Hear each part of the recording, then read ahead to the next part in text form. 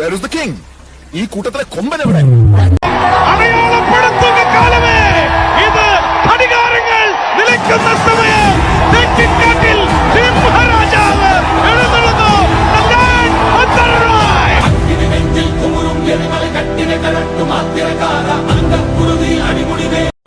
വരുമെന്നും വരവ് രാജകീയമായിരിക്കുമെന്നും കാത്തിരിക്കുന്നവരെ വന്നു ചേരുകയായി രാമരാജാവ്.